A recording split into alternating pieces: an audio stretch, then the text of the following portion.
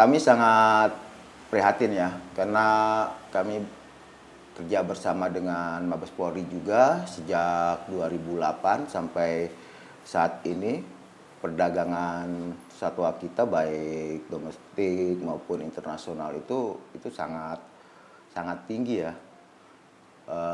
Bukti terakhir 2023 kemarin, dari sisi kami saja yang kerjasama dengan kepolisian itu kita menangani sebanyak 14 kasus dalam 1 tahun.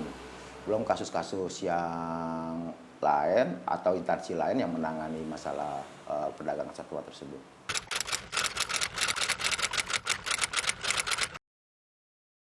Ya, pertama memang satwa-satwa kita terkenal eksotis banget gitu ya, karena memang hanya ada di Indonesia gitu, di Kepulauan Indonesia. Dan ditambah dengan harga yang sangat fantastis sekali gitu. Sehingga akhirnya ini mendorong pemburu dan pedagang serta masyarakat yang ingin memelihara satwa tersebut.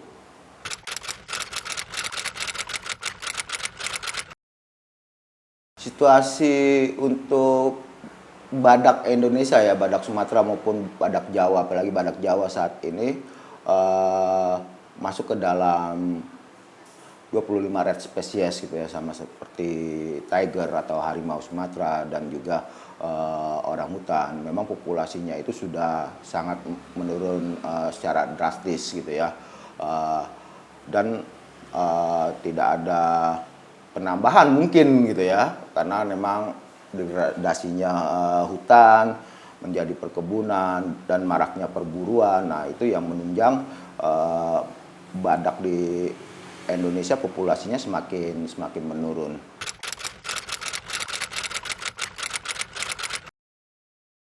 Mereka perburuannya saya bilang tetap masih pakai konsep lama ya, jerat tembak gitu, atau mereka sudah tahu titik-titik dari penyebaran badak ini, lalu mereka dengan menggunakan senjata.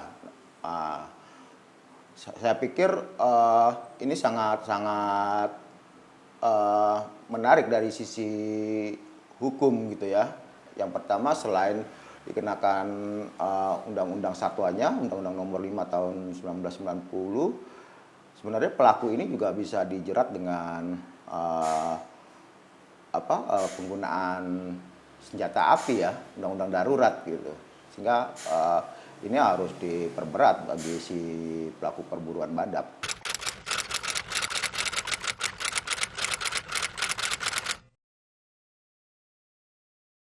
Yang pasti secure-nya atau keamanannya lebih diperketat ya, dengan menggunakan alat-alat canggih gitu. Karena di Afrika maupun di India yang mereka mempunyai populasi badak, penjagaan badak itu memang sangat-sangat ketat. Kalau di Afrika dia menggunakan semacam personil tentara gitu ya untuk menjaga.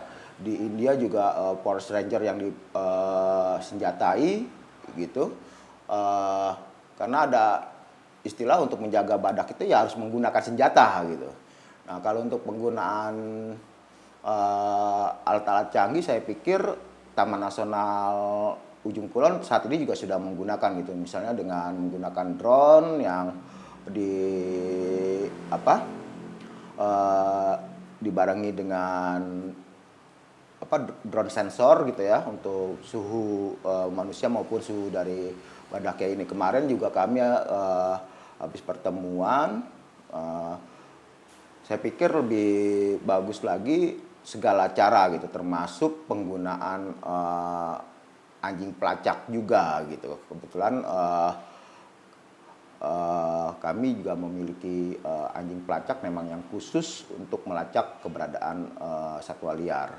Nah, di Afrika pun sudah mulai menggunakan anjing pelacak untuk melacak pemburu, baik itu pemburu gajah maupun badak.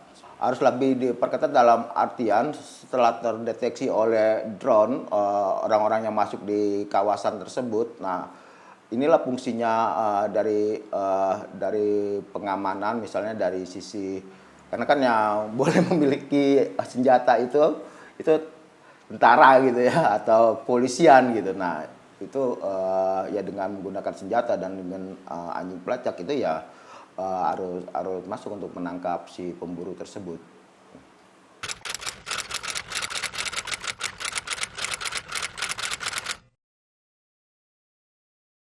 Masyarakat juga harus tahu bahwa alam beserta isinya, termasuk satwa yang ada di dalam hutan itu adalah yang membentuk ekosistem kehidupan gitu, dan sangat berguna sekali bagi kehidupan manusia. Salah satu dari ekosistem itu akan hilang, itu akan menjadi kepincangan di dalam kehidupan manusia.